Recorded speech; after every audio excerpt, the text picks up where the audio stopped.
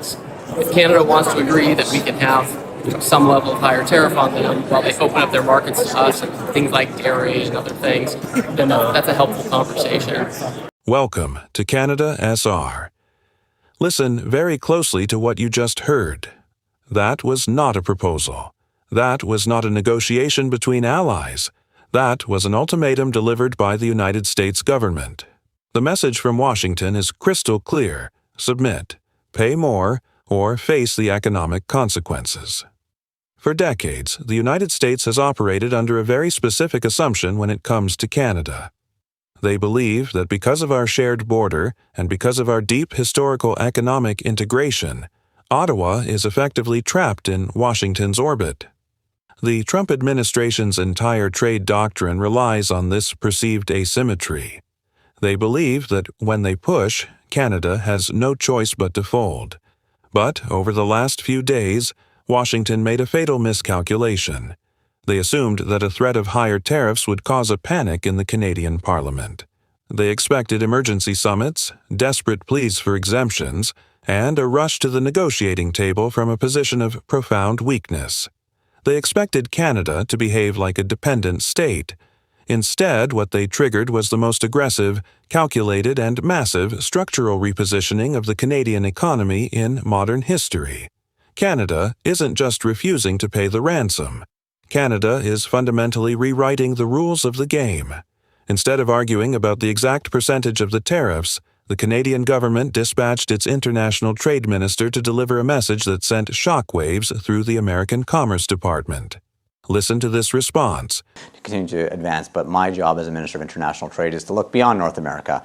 And so trade diversification, our goal of hitting $300 billion of non-U.S. exports, additional non-U.S. exports, is very, very important. And that's why this trade that's coming up, this trade trip that's coming up is very, very important in terms of unlocking opportunities for workers. $300 billion in non-U.S. exports.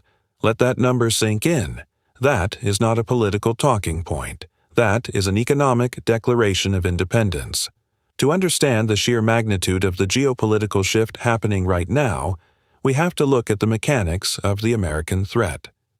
The U.S. trade representative went in front of the cameras and essentially said that access to the American market is a privilege that Canada must now purchase with higher tariffs. In the language of international diplomacy, this is leverage talk.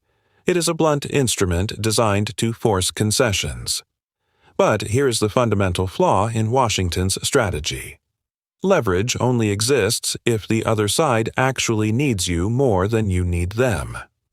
While the American media was obsessing over Donald Trump's rhetoric and the daily drama of the State of the Union, Canada was quietly executing a masterclass in long-term strategic defense. The Canadian response to U.S. tariff threats wasn't outrage, and it wasn't compliance. It was architecture.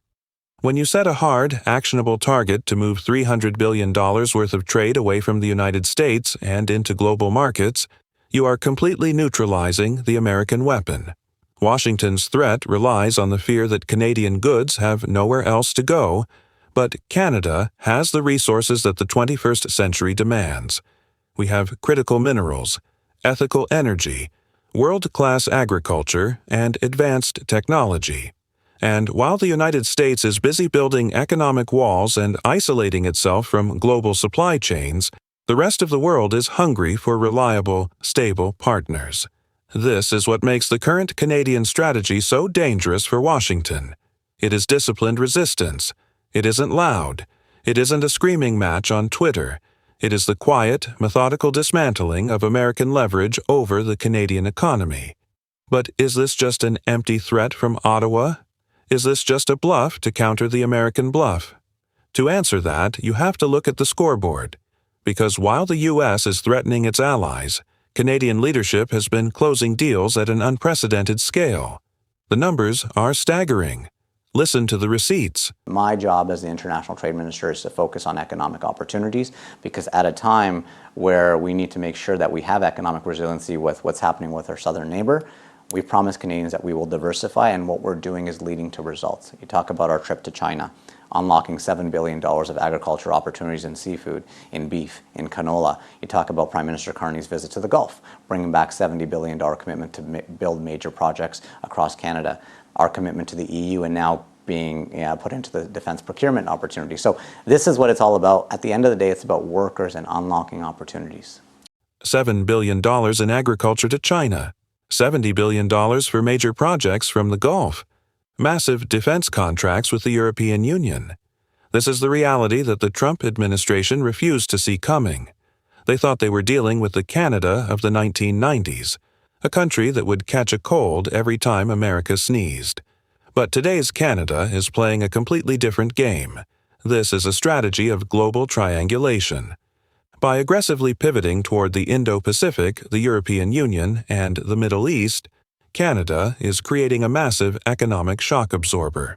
When you have billions of dollars in foreign direct investment flowing in from the Gulf, and billions in agricultural exports flowing out to Asia, a tariff threat from Washington suddenly doesn't seem so terrifying.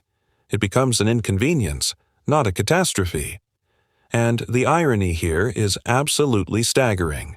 By trying to squeeze Canada, Donald Trump has actually accelerated Canada's rise as an independent global trading powerhouse. The U.S. administration's hostility forced Ottawa to adapt faster, to negotiate harder, and to build alliances that completely bypass the United States.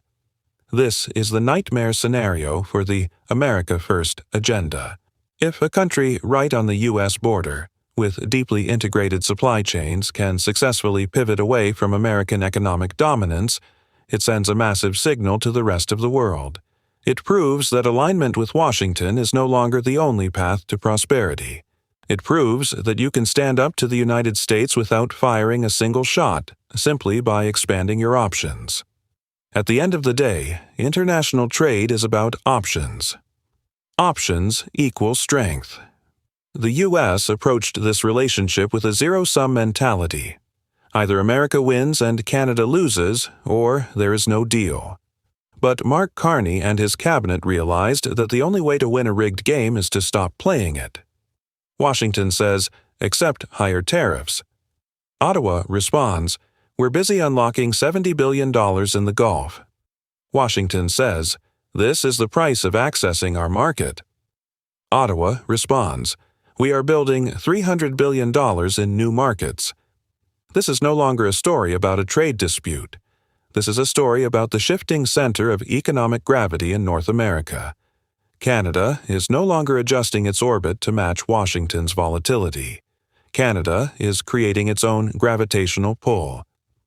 The old era of American economic dictation is over, and it was ended not with a dramatic speech, but with a calculated, relentless march toward global diversification.